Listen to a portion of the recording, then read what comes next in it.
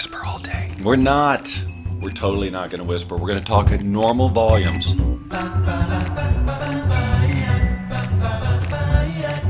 As a musician, it bothers me that I can't snap along with this because it's out of sync. For whatever reason, what I hear is a little different than what you hear with the music. So, I can't do it. But listen.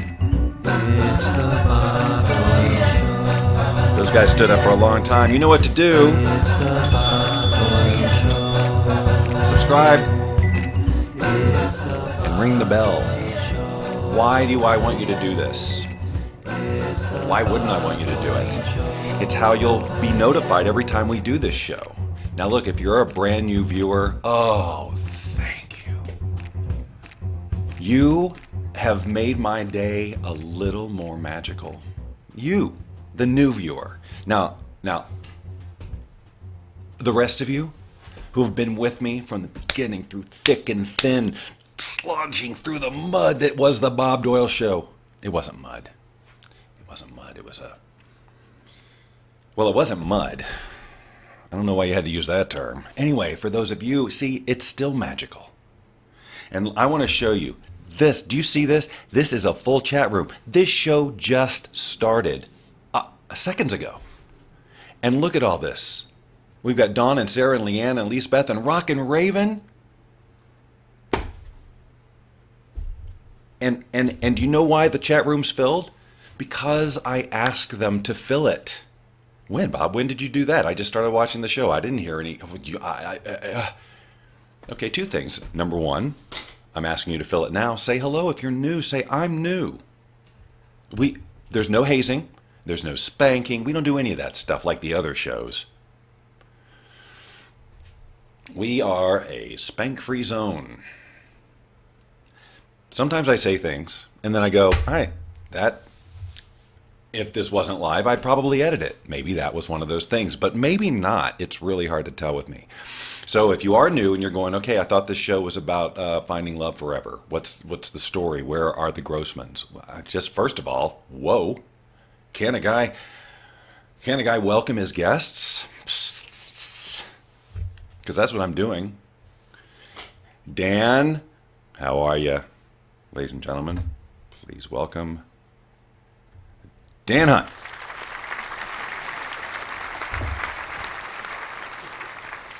Who officially doesn't like seeing this. That's right. So that may come in handy because we may have a trivia contest and I'll say something like, hey, welcome to Trivia. I'm Bob Doyle, your host of Trivia, where we talk about trivia and I ask you trivia related to the Bob Doyle Show. And today's question is, what does Dan Hunt not like about this particular show? Shot. Wow. That was a mistake. Another mistake is putting... The answer, by the way, will be seeing this microphone, just if you're not keeping score. So I told you recently on a now, first of all, okay, we're going to do the interview, so just relax. We start with this. We have to get to know one another. This is the hug. This is the greeting hug. You're walking through my door. You're looking around. You're looking at all the beanbag chairs and going, really? We got to sit in beanbag chairs? Don't judge. They're really, once you get down in them, they're comfortable. I know that the getting up part is, it's a hassle, but oh, so worth the being in it. Am I right? So we got to do this whole, what can I get you to drink? Have a seat in a beanbag chair. No, not that chair. That's my chair. We just do that first. And then we get into the topic. And today's topic is, of course, yes, love and relationships. But you'll notice that we just don't come out of the gate and go, okay, love and relationships, let's get into it. Which I know some of you might want to do because you're expecting, well, that's what the show said. I know, but it's kind of a variety show. You don't know, you never know what's going to happen.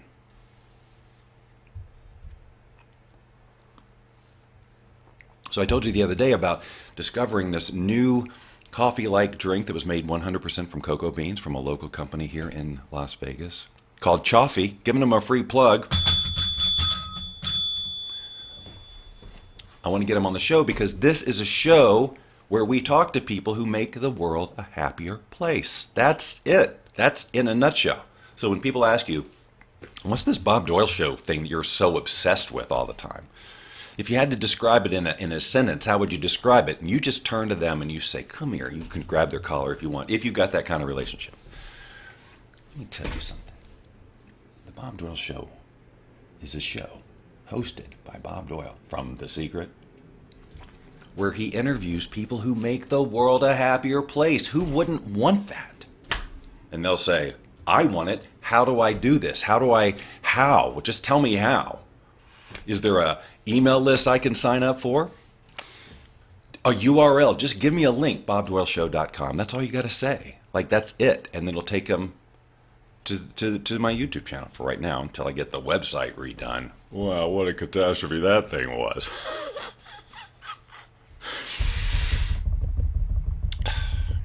So,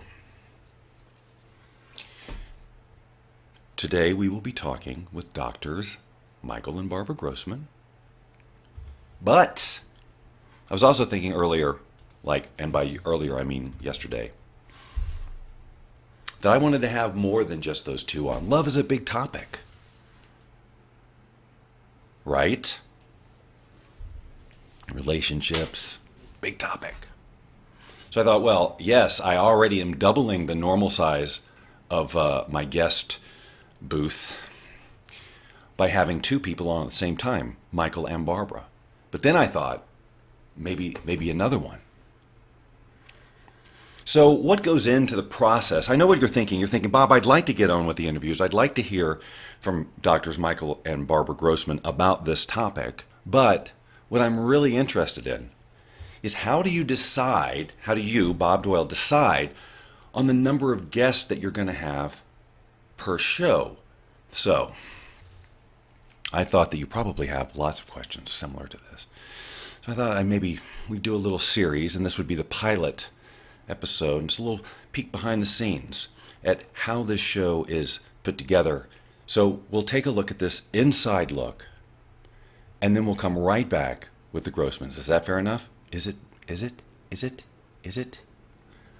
Let's see what you're saying. We have to wait. All I see, the word spanking jumps out.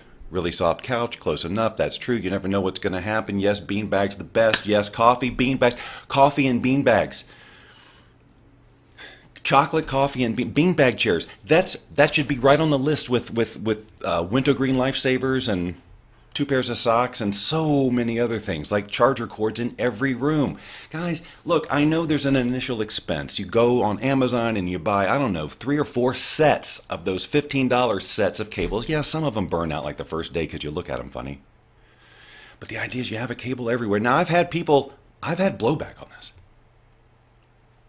You know, they give me some sort of alternative ideas to having a charger cable in every room. Look, don't bother me with the details. There's nothing simpler than having a charger cord ready to put your phone in every room. In your car, even in your bathroom. Look, some people do this, all right? I'm not saying who. Just do it. You will be so glad because you'll never be like, where's the charger? My phone's on 2%. Where's the charger? It's in every room. The rule you have to make with yourself is under no circumstances do you remove it. No emergency situation. But if a cable goes out, you got to replace it. But I'm telling you, it's that little it's just that ease. The stress. I wonder what the statistic is about how much time a person spends in any mode of stress due to their phone not being charged and or not being able to find a charger cable. That cortisol that is released in your body is having detrimental effects. Don't you see? A little purchase up front. Yeah, you got cables all over your house. You basically look like, every room looks like an octopus, right? A one-armed octopus. One tentacle. Okay, bad example. Let's peek into the process of guest selection. You know, it may seem easy to come up with the number of guests you want to talk to on a show. But let me tell you something. It's not as easy as it looks. Sometimes you just want one guest. But Then there's other times when you want, well, more than one. So how do I choose? Sometimes I just think about it. So relationships, am I right? We all want one, we get in one, we think it's going to be forever, and then something happens, and then we're like, what happened? I don't understand, right? And so for years and years, we've seen the divorce rate go up and up and up, and now with technology and everybody meeting with apps and all kind, it's just a whole different landscape with relationships. And it's almost a given that it's just not going to work, right? And so, and that's just a lot of pain, and it's unnecessary. And so I have been very excited about talking to our guests today ever since I learned about their course about falling in love forever, which sounds really good, doesn't it? Right? So we're going to find out what it takes to get into a relationship and actually make it work. So our guests, who are sitting there looking lovely right there, doctors Michael and Barbara Grossman. So now Michael is an MD, and he's a fellow of the American Academy of Anti-Aging Medicine, and that's another whole conversation that we want to talk to because he's doing incredible stuff with stem cells, and just that's a whole other thing. So we want to have him back for sure. Integrative regenerative medicine, cosmetics, marriage, and meditation. So definitely this is going to be a super interesting conversation. And his wife Barbara has been more in counseling, family, individual, marriage, and so on, 60,000 plus hours of therapy and counseling. So we're talking to people who have been talking about this topic for 25 years. So first of all, welcome you two. It's great to have you. Great to be here. Nice to be here. So 25 years, I would imagine that with technology and some of the things I mentioned up front, that you have seen the dynamics of relationships change a great deal. Is that accurate? Over Absolutely. that course of time? So I was married for 25 years. I was divorced, so I've been in that situation where you think it's going to last and then it doesn't. It just breaks apart. Of course, so many of my friends, it's the same thing. Are you seeing that there are new things that are causing marriages to fail, or are they just sort of variations of the same stuff that's been going on ever since you've been doing this? Relationships do change because individuals change over a lifetime. And so what happens is what the foundation we create for our bonding and our relationship at the beginning isn't going to take us the whole distance. As one of the other change, usually if a couple decides to have families, it's usually the man goes on to become the warrior husband who goes and accomplishes great things in the world, and the caretaker wife is in a different place. She's about bonding, and so the relationship gets disconnected. And then eventually, when the children get older, the caretaker woman joins her husband in a warrior state, and that creates more power struggle. So in each chapter of a relationship's life, you have to reconfigure the relationship. You have to renegotiate the relationship. You have to reconnect consciously with each other, and so it's complicated. In addition, what I see in couples is that couples are delaying having children in the last decade. And so husbands and wives are growing in a more parallel fashion, and they reach that power struggle stage earlier. Statistics about marriage shows that couples who are college educated are getting married, and their divorce statistics are improving. And it's the non-college educated couples who are delaying marriage. They're not launching their lives, they're delaying it. A lot of non-college educated couples are having babies without getting married. So the landscape of America's sociology is changing for couples. I think that the initial connection that brings the couple together is delicious and lovely. And couples think that it's going to stay that way forever. They don't understand the predictable changes that occur over the lifetime of a relationship, and they're not prepared for it. And they assume there's something wrong with their partner, or there's something wrong with them. Or they don't talk about the things they need to talk about, and they accumulate a lot of issues. And so by the time they're looking at the relationship, they're ready to quit because there's so many issues that have built up. Or one or the other have decided they're cynical about the relationship, and they go and find an outside romantic partner, and that's a breakdown for relationships. So there's a lot of ignorance about how relationships evolve over a lifetime. So it really is about education. It's about, we are never taught how relationships are going to flow. I guess we get in and think, hey, we're 22 years old, we're always going to be this way. And we do not Yes. have any idea about how things are going to change and then what to do when that changes. There's other factors. For example, in the turn of the century, in 1900, the average life span of a person was 47 years, living almost that time. In addition, the birth control bill that really got launched in the 60s has women actually having control over when they have children. Those two factors by themselves change what relationship is like. Men and women worked together to support the family, and they were, pretty good at being partners in life together. Life was simpler. Life was more about survival. We have a whole different reality about marriage. And for this generation, and for the last couple of generations, marriage has been about romance and connection and knowing each other and self-knowledge. It's a whole different reality. So what we can also look at is that the roles of the man and woman in marriage are very amorphous now. When my parents in the 1950s had children, it was clear what the role of the man was and what the role of the woman was. You knew what the role was. Mm-hmm. Now it could be anything. The woman may earn more money than the man. They're both out working. You have to divide up the responsibilities in the home. You do the half of this, I'll do the other half of that. And it hurts romance when you just make it 50-50. Romance works when the woman drops down the handkerchief and says, "Oh, I'm so helpless. Can you pick?" Oh, thank you so much for doing that.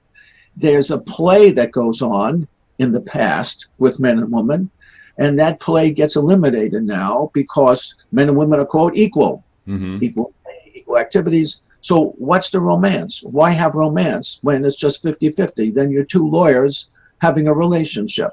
There's no juice there. Wow. Okay. So that's interesting. So when people come to you and you see that dynamic going on, and you've got like a strong woman, right, and a strong man, and you've got that equal thing. And now the woman may hear that and go, well, I don't want to give up, the balance, and I don't want to drop the handkerchief. That's not who I am. So what do you do? Because I could see where they could feel like that's so old school, or that's oppressive, or whatever. Well, so a couple has to deal with the business of life. You do have to negotiate your roles, but we don't want you to forget about your masculinity and your femininity and how that plays off with each other. That's the juice of a relationship. That's what gives you, the fun and the connection and the sensuality. Mm-hmm. And so we teach couples how to emphasize their femininity and masculinity, so it's an additional aspect of their relationship. So their lives don't just become business partnership. In our classes, we use the metaphor of ballroom dancing a lot. So in ballroom dancing, people have watched Dancing with the Stars, and you see the man holding the frame, he's very firm, and you see the woman then is wiggling around, and so the woman is the flower, and the man is the stem. And within that interaction, you're both standing on your own 2 feet, you're both really strong, you're both able to manage all the movements in partnership, but it's a dance then. If you're both leading, there's no dance going on. Then you're just doing rock and roll, and you're both flipping around and wandering around, and there's no real deep connection there. We're teaching a deep connection where you eat the roles to play. And you want the roles to play with what makes romantic partnership work. Men love the respect. They need to be respected. Women need to feel attractive. Mm-hmm. And that's set in the hormones of men and women. It's set in your brain structure. It's the way it is now. Is it like that for each person exactly the same? No. Some people are more in this way masculine and more in that way feminine. And so it's not exactly the same for everybody. But more or less, you have to find that way in which men can be men and women can be women so that you maintain that romantic passion. Let's talk about the hormone piece of this, the biology of this a little bit, because when we're in love at that beginning stage and, and it's just everything is perfect and we're just flooded with all these feel-good hormones. And then, what I've heard, what you hear is that, well, that's just not, it's just not realistic to expect that you can maintain that kind of thing. Your body does what it does, and then it settles down, and you're not going to feel that way for the long term. What do you say to that? Is it possible to sustain that kind of feeling for years instead of weeks? Yes, you can maintain it for a lifetime. But within that maintenance, there's a process that moves and moves. You naturally will feel closer to those you love for a period of time, and then you feel more independent, more autonomous for a period of time. It starts years old, you move away from the breast and you're more separate, and you go into the terrible twos and say no. Mm-hmm. You get to be 5 years old, you love being part of the family, you're close to everybody you love in the family, you love being part of the family, and that lasts for a while. Then you get to be 13 and you want it your way again. You're more autonomous again, and you've got to have it your way, and you know the right way, and everyone else is stupid. And then you get to be 20 something, have your own family, you're close to everyone you love being part of the family, you're just one of the family, and you and your wife and the kids. And then you get to be 30 or 40, and then you've had enough of that closeness. You want more independence. You go back and forth, and it doesn't stop there. Within that going back and forth, you can still be in love with each other, but it changes. It's not exactly the same as it is. It doesn't stay the same. But within that, yes, you can feel totally in love. You can feel like your partner totally understands you better than anyone else, and they're doing the things that make you feel that you're loved, and you're doing things for them that make them feel like you love them. But that changes. What made you feel love when you're 20 is not the same thing when you're 40. And so the understanding of that up front is what can help people when they get to that point and they start to feel those changes coming on, that cycle going on. If they don't understand that, hey, this is natural and this is how it's going to go and this is how we can shift, then they go, oh, it's over, right? It's just, well, I guess we're just done. And that's probably why people give up so soon. Yes, we make each other wrong. Well, I love the classes we teach because I do marriage counseling as well. I love the classes we teach because couples see that it's not personal. There's nothing wrong with them. This is a phenomenon that comes with time and your own individual developmental evolution over time, and how you have to stay in contact. You have to actually learn how to talk to each other. In a counselor's office, an individual couple can feel embarrassed or shamed that they don't know how to do that. We teach that behaviorally. We actually we have instructions on paper. We model it for them. We have couples practice. We come back and talk about it. It's a learned skill. It's not automatic. And when you're in our classes, when we run our group classes, we may have 7 or 10 couples in the class. The couples listen to each other, having the same kind of problems and difficulties in terms of learning these skills and implementing these skills in their life. And they hear other couples are going through the same kind of issues that they're going through. Like, okay, so this is not like something is wrong. This is the nature of romance. And the couples get to understand that romance requires a lot of attention, a lot of very defined purpose and skills and practice. And you've got to create time to practice these things and to implement them in your own relationships. And then you feel like, hey, this is okay. It's just like the nature of romance is this. So it's not designed to be smooth. Romance is not designed when you stay in love forever.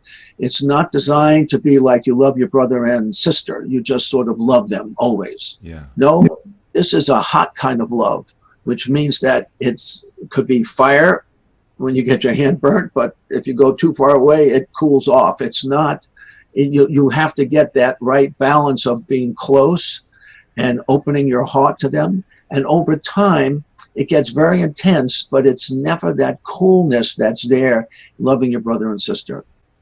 It's Let's talk to the people who are not currently in a relationship, right? They either have been in one or out, maybe they've never been in that real serious relationship. How does working with you, how does your course help prepare them as an individual for a relationship if they're not really currently in something that they can refer to? Well, one thing is that we clarify the differences between men and women on a physiological level, hormonal level, brain chemistry level, and behavioral levels. Men and women are so different. Like one of the obvious things is that men, when they come home from work, they just want to be quiet and they just kind of have to settle down.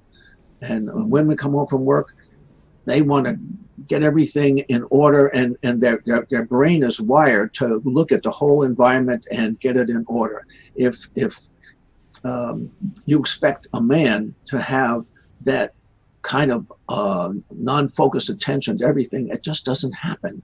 Men are not very good at that, whereas women are good at that. Women are really great at language, and they have more verbal skills than men, although men can have verbal skills. It's a different kind of approach to the verbal skills. Men are good at things like chess, which desires focused attention, cut out the emotions and just focus on that, whereas women have this kind of mass kind of a focus. And so you have to understand the differences between men and women, and then you're not going to try to change your man to be a woman or change your woman to be a man. And you also talk about longevity with regards to relationships too. Can you speak to that? Because I know that's an area of specialty. Right. So the best study on longevity and relationship is George Valiant's study at Harvard. What's the name of the study? It's like an 80-year study. So wow. It's like, so he took some graduates from Harvard, and he also took some relatively poorer people around the Boston area, and he measured them over 80 years. So 1,000 men. And he looked to see what corresponds to their overall health and well-being and longevity. And what he found is that at the age of 50, the best determinant of longevity is the quality of your romantic partnership. So it isn't cigarettes, it isn't your cholesterol, it isn't even the amount of exercise you get. Wow, interesting. So speaking of that, now we're talking age. 25 years of doing this, I imagine you've got couples of all age ranges, right, that you've dealt with, like just getting started in their maybe even late teens, early 20s, all the way up to, I don't know, how old? Oh, like 75, we've got people 75. So you've got people coming in who are in their 70s and are not willing to quit yet, which is great, right?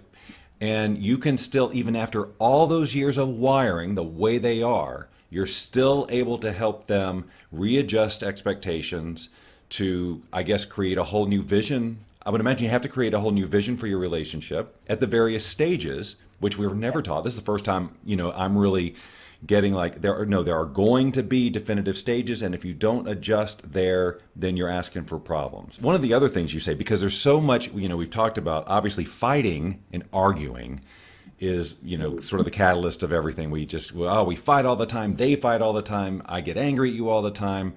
And you say that we're hardly ever upset for the reason that we think. Because I know, as a man who would go into arguments, I feel like I'm really clear. I'm upset about this, and because I'm very logical, and here are all the things, right? But there's probably something else going on underneath that's even more definitive in terms of the problems we're having. Can you speak to that? Sure. In our classes, we have the couple share about their childhood wounds. And they share their childhood wounds that they had with their mother and or with their father. And they share it in a way in which their partner just hears what the wounds are.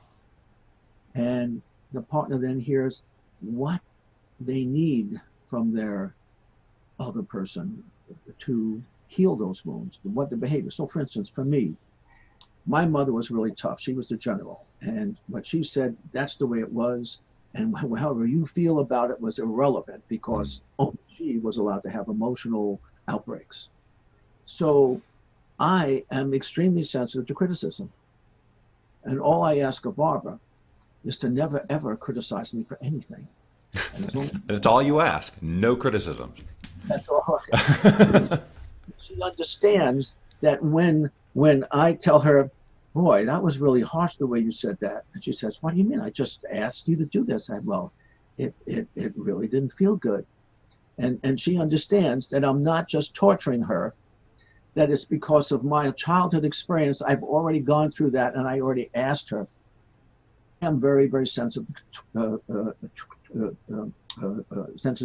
to being criticized. So could you please, just be very gentle about that. And so she knows that. We laugh about it all the time, but she thinks she's not being critical, and I say, ouch. And she laughs about it and says, okay. So then she rephrases it in a gentler way. And she goes out of her way to tell me at least 4 times a day how wonderful I am, how great I am, because that helps to heal all that stuff.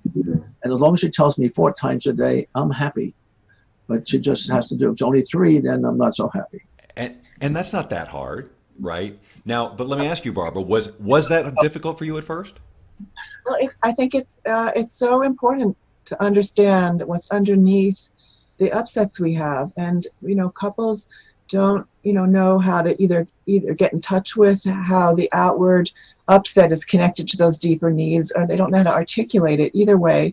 So that I feel complete compassion for Michael and what he wants and needs to feel connected and centered, and I'm happy to provide that for him. Back in the day, I had no idea, and Michael had no idea.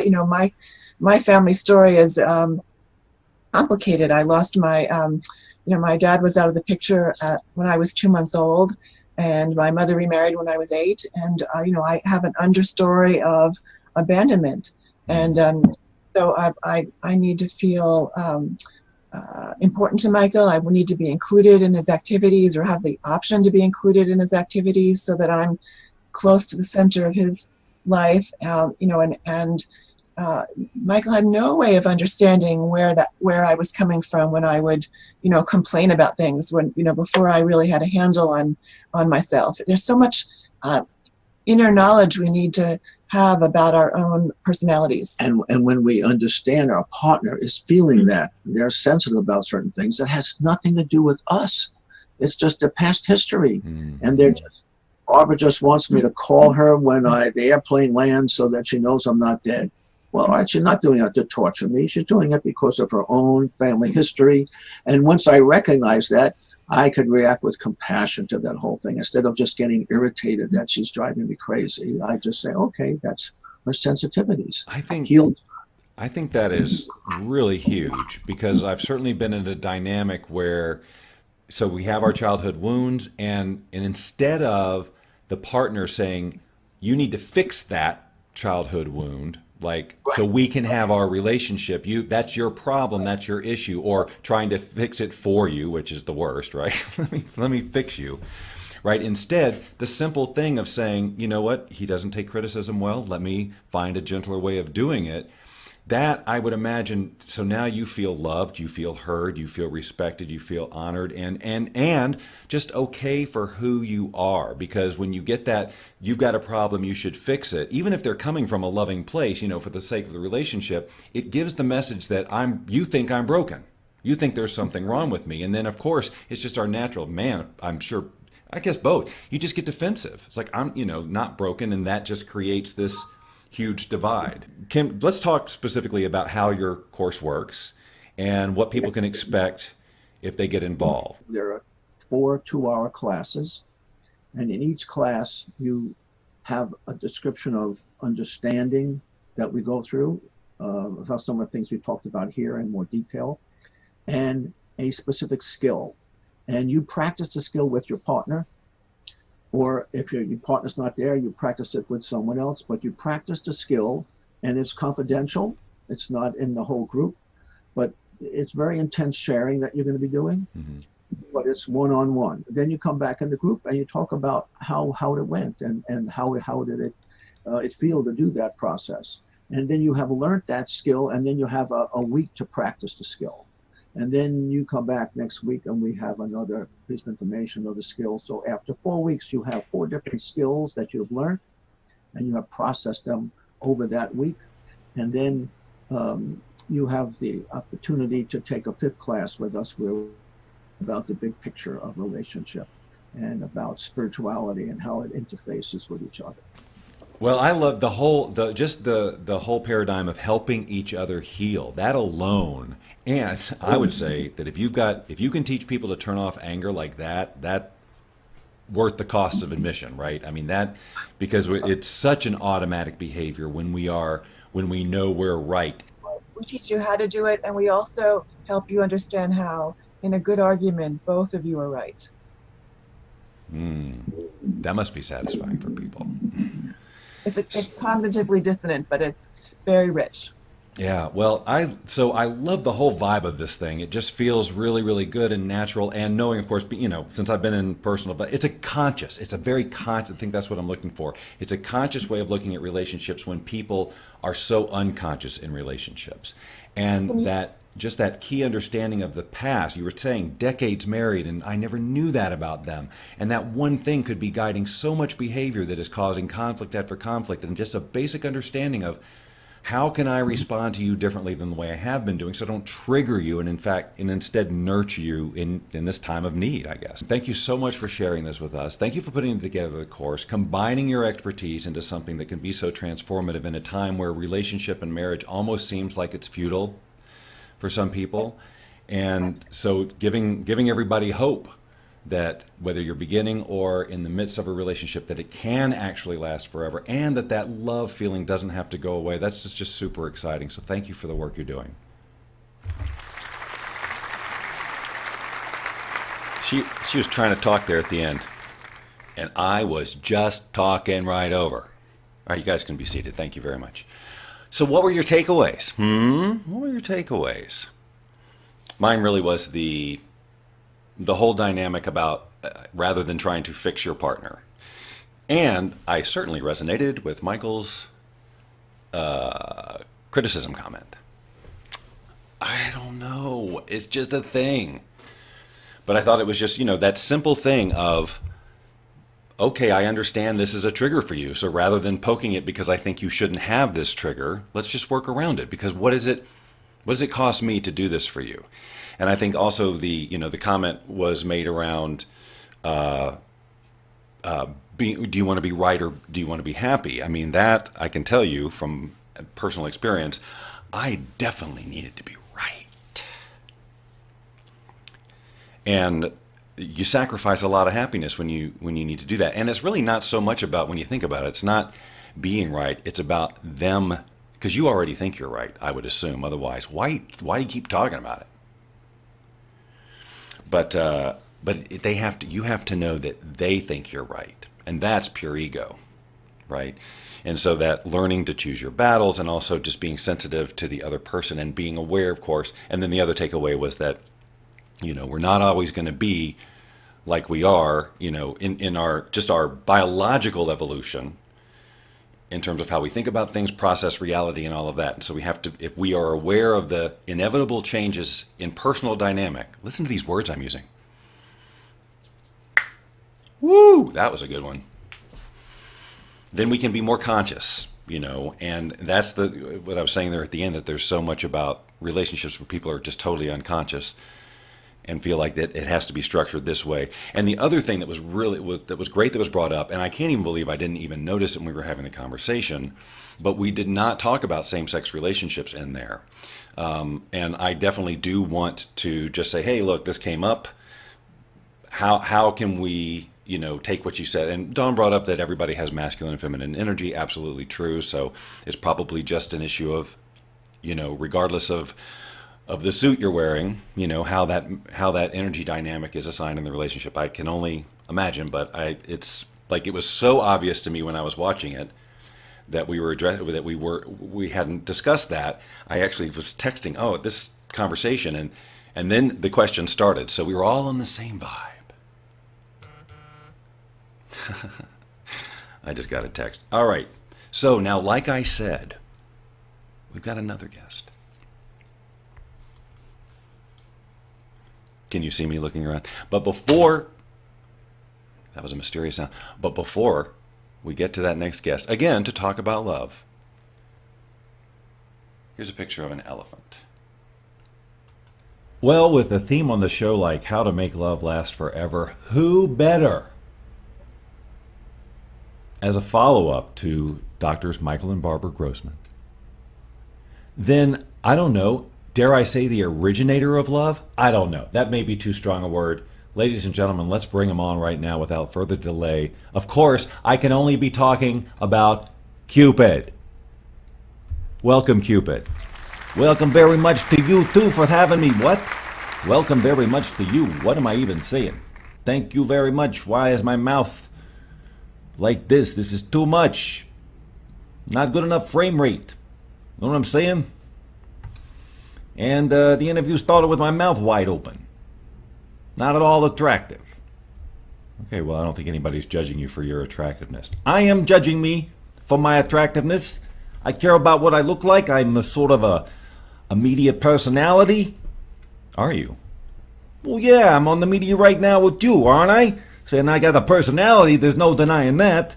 Well, I would agree. So I'm a media personality, and that's why it's all on my business cards.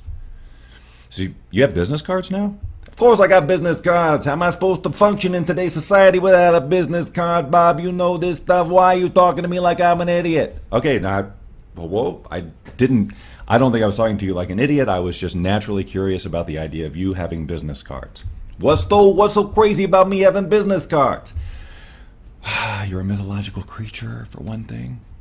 Okay, you know I hear that a lot, and I gotta tell you, it's a little irritating.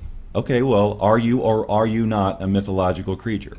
It doesn't matter what I am or am not. I mean, I don't know why you're giving me such a hard time.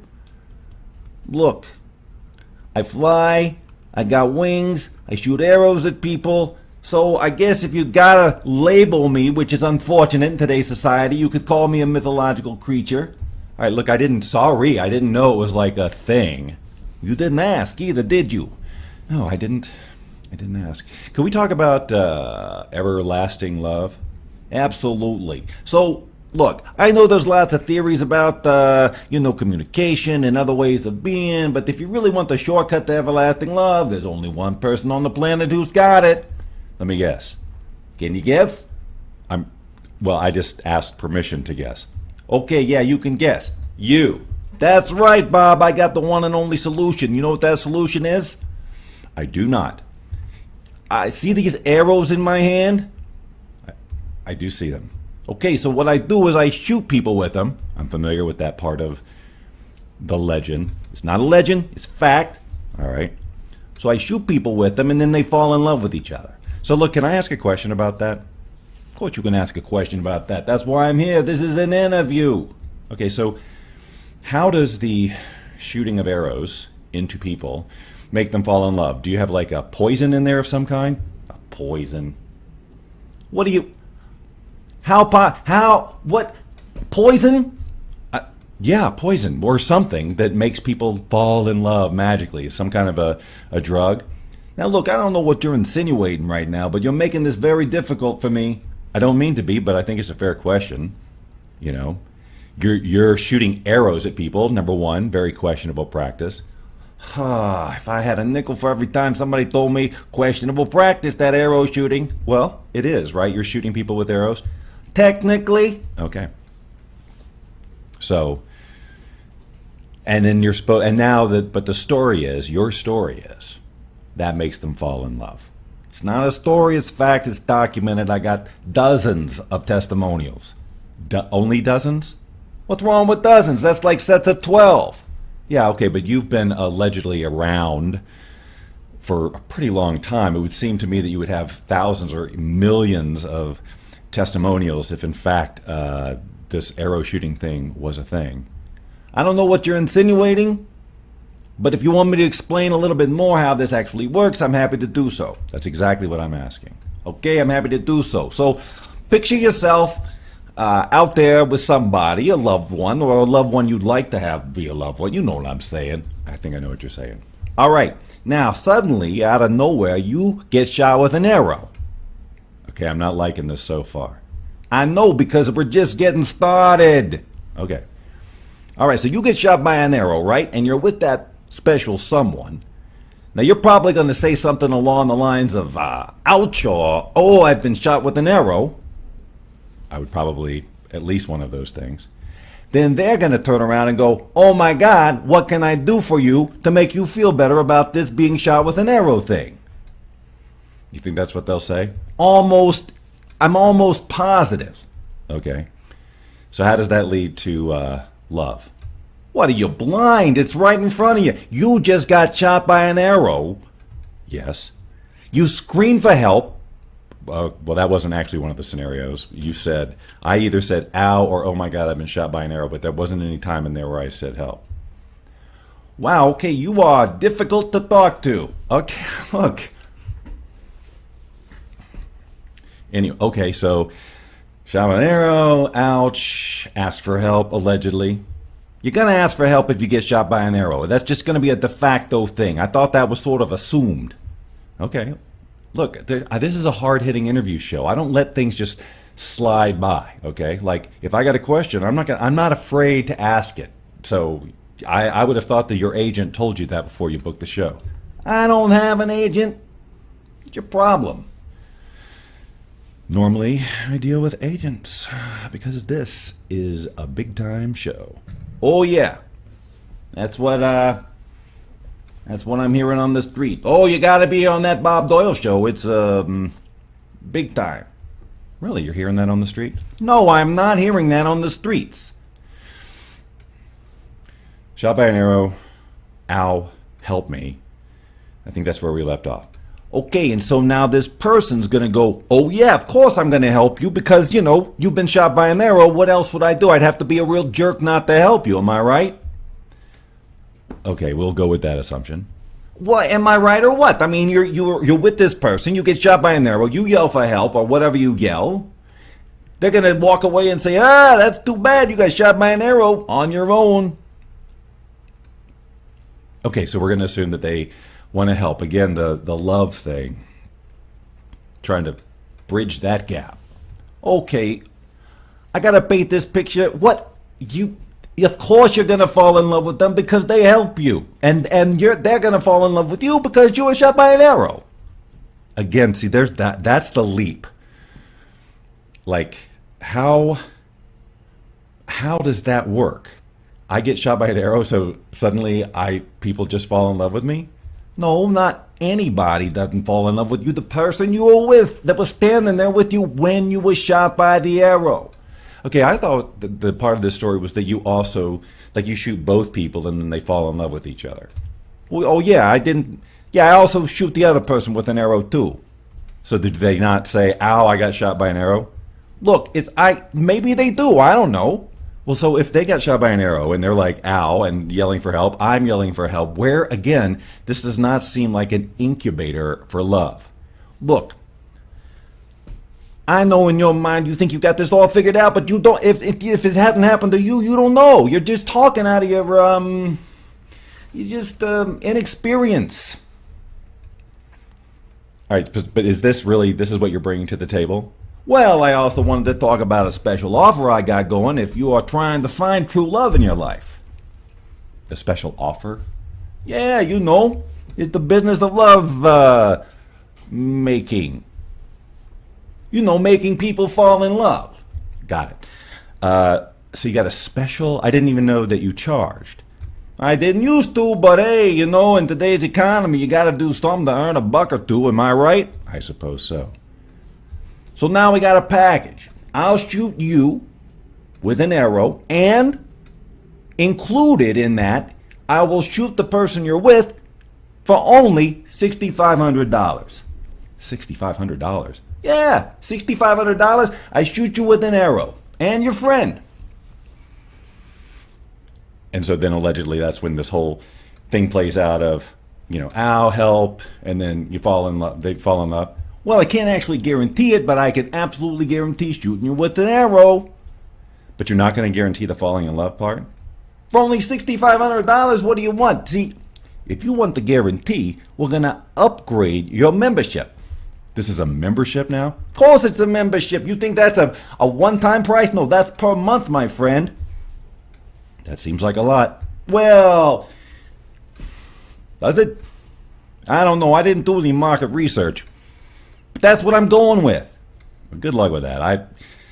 I can't see where, what are you going to make a commercial and say, hey, I've got arrows, I'll shoot you with it, and it'll only cost you $6,500. And then they'll be like, well, what do I get out of that? Well, someone may fall in love with you because you were shot with an arrow. Oh, really? Do you guarantee that? No.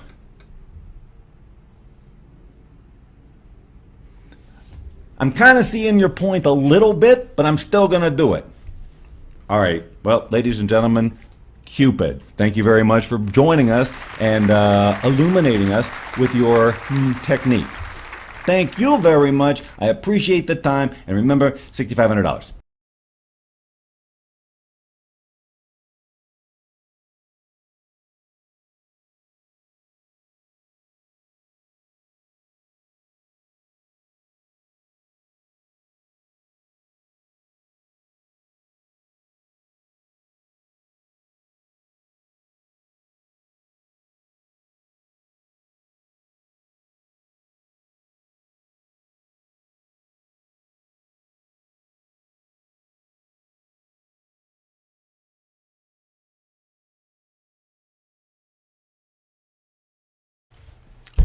I can't believe I did that. I can believe it because that's like so old school Bob Doyle show, the no audio thing.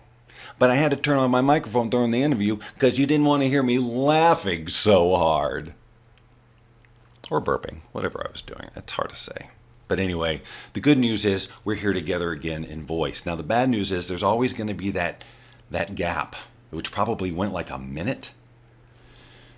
These are the kinds of things, longtime viewers will know, that while on air, I try and maintain, when something like this goes wrong, like I'm doing right now. Can you see how I'm maintaining?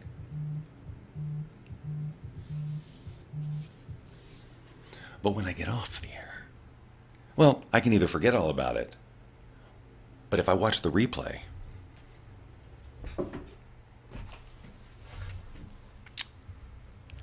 agitated because there's nothing I can do. Save for editing it. I can't. So it's just, that's space. That's live broadcasting, though, ladies and gentlemen. That's the beauty of it. That's what makes it great, and that's why you want to subscribe and click the bell to be notified so that you too will be a member in standing of the Bob Doyle Fan Arena, which, again, I do not have the link handy, but it's easy enough to find just by going on over there to Facebook. Oops. Oh, that's unfortunate. Oh, it's like those dreams. We're taking your calls. Who's had the teeth dreams? Hello, caller, you're on the air. Hello, I've had the teeth dream. It's time to dream. Which teeth dream is that? The one where they all fall out. Oh, he guessed it correctly.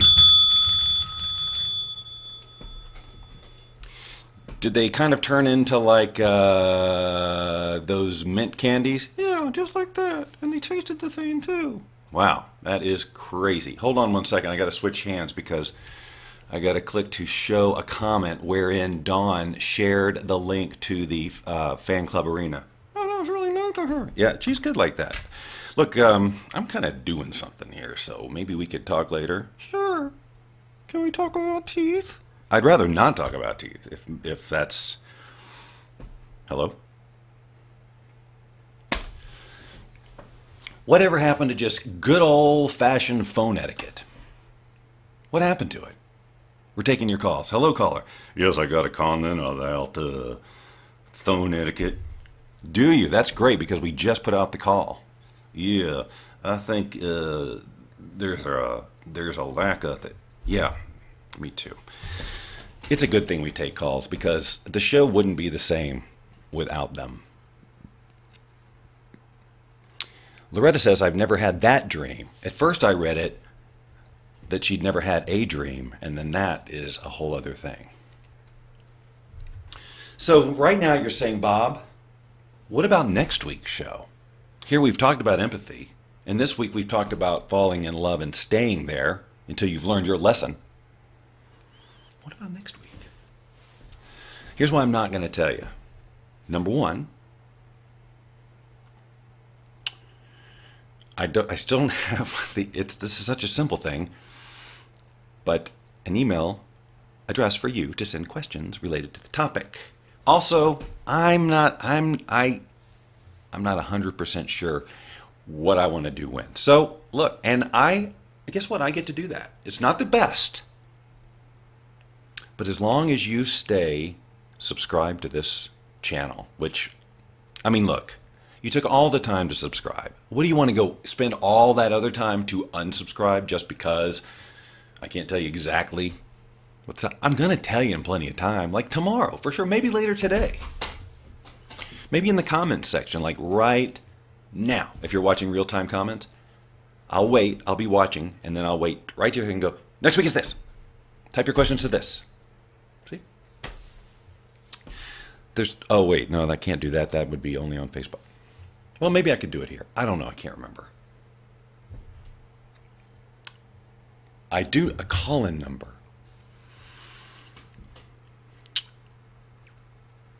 I'm literally thinking about that right in front of your eyes. It could probably be done. Of course it can be done. Bob, you have dancers on your show. Of course it can be done. Will it be done, and by when? Well, we've reached the part of the show where I just talk like this. How long will this go on? It's hard to say. Maybe my throat will start hurting. Maybe I'll get a lot of thumbs down emojis in the comments. And that'll let me know that nobody's interested in this. I mean, what are you trying to do? Is this like a Batman thing, or are you just kind of being generic, low voice? To what end? How does this help people? Does it, in alignment with the philosophy of this show and the purpose of the show, does it make people a little happier? That's a fair question to ask. So let's just ask the crowd right now. Are any of you even just a little bit happier because I'm talking like this? If so, you'll want to subscribe and click the bell, because we have fulfilled on our promise to make your life a little happier.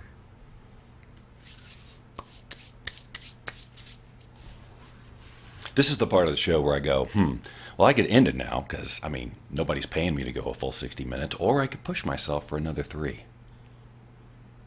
Just see what happens. I mean, this is what you're going to get.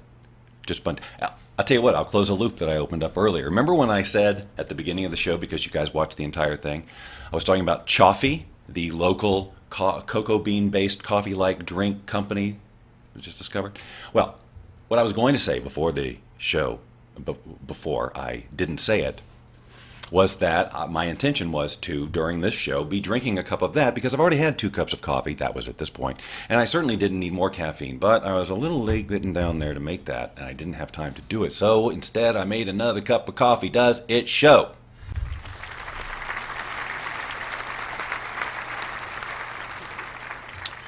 One day, this will be gone. I just need some cool Inviso. Come on, Dan. I know you've got a suggestion. You're out there. You all may be seated. I could probably put a timer on that. All right. Wow, we got some great ideas. Dawn apparently has a great idea, which is Barry White with a uke.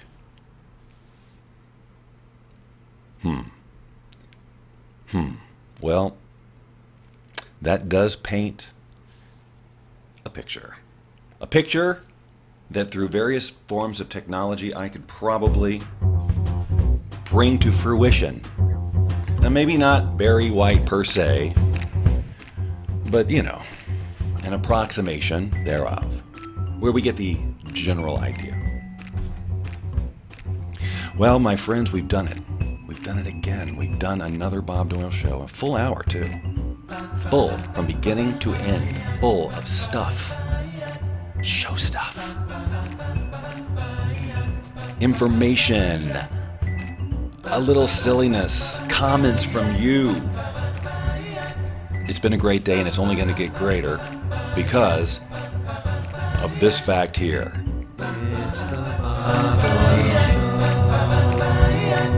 Next Wednesday, 8 a.m. Pacific. Be here.